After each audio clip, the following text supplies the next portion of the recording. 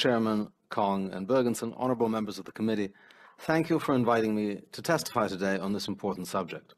I'm a professor of international law and have extensively written scholarship on legal aspects of the Arab-Israeli conflict. The focus of today's discussion is proposals that Canada imminently recognize Palestine as a sovereign state. Such a decision would lack any basis in international law and add Canada to a lamentable trend of nations subordinating legal norms in state recognition to political considerations.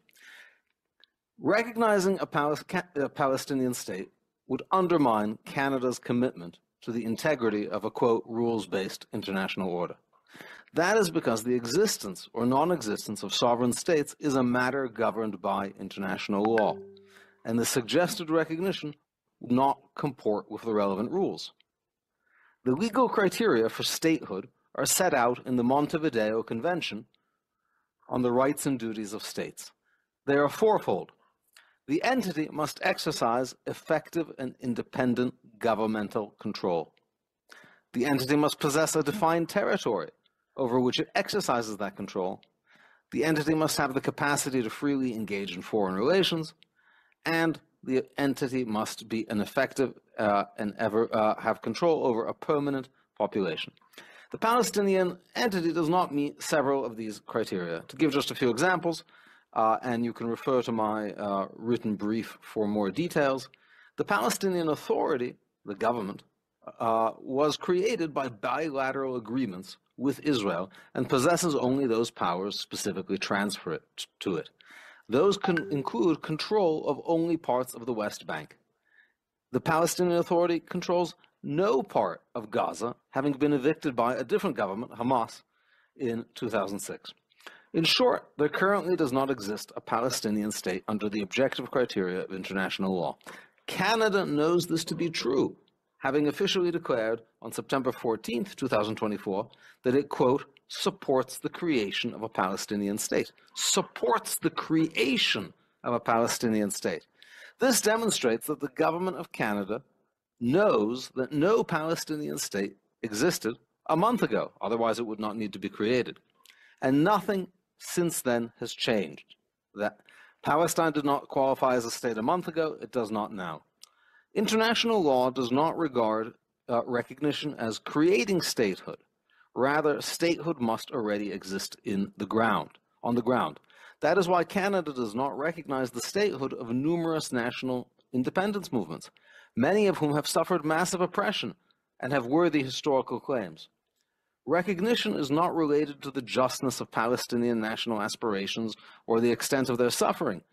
Surely this committee would not be prepared to minimize or downplay the suffering of the Kurdish people, or the Sikh people, or the Uyghur people. But that does not mean that there exists under international law a sovereign state of Kurdistan, or Khalistan, or East Turkmenistan. Some might argue that other countries have recognized a Palestinian state, claiming it would advance the peace process. But that was just a smokescreen. Have any of these actions brought peace closer? Have they reduced Palestinian support for Hamas, which is at over 70% in the West Bank, according to Palestinian opinion polls? Has it moderated the Fatah party, whose president Mahmoud Abbas publicly mourned the demise of mass murderer Sinwar, and has himself not held an election in 15 years? Has it ended the Palestinian Authority's pay-for-slay policy, or helped free a single hostage?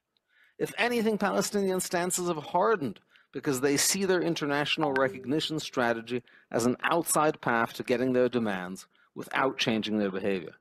Can strengthening Hamas, an Iranian puppet, be consistent with Canada's goal of achieving a, quote, independent and, quote, democratic Palestinian state?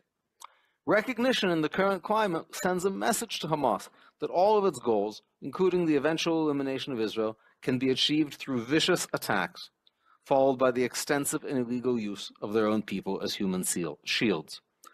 Why do the people of Taiwan and Somaliland, who have peaceful functioning governments, fail to get recognition, and the Fatah and Hamas-ruled Palestinians achieve it? What message does this send to, say, Sikh nationalists or any other kind of ethnic separatists, that their failure to achieve their diplomatic goals comes solely from a lack of violence. How can one look them in the eye after this? Considerations of international law and the promotion of Canada's... My apologies, Mr. Kondratowicz. You've hit the 5-minute mark. If you could wrap up in 30 seconds, please. Absolutely. Considerations of international law and promotion of Canada's stated interests in democracy and peace demonstrate that the recognition of a Palestinian state would be a grave mistake for Canada. It is completely understandable that many members of this House and this committee feel that more should be done to show solidarity with the Palestinian people, but recognition is not it. It does nothing for the Palestinian people while rewarding their most criminal leaders. Thank you for your time.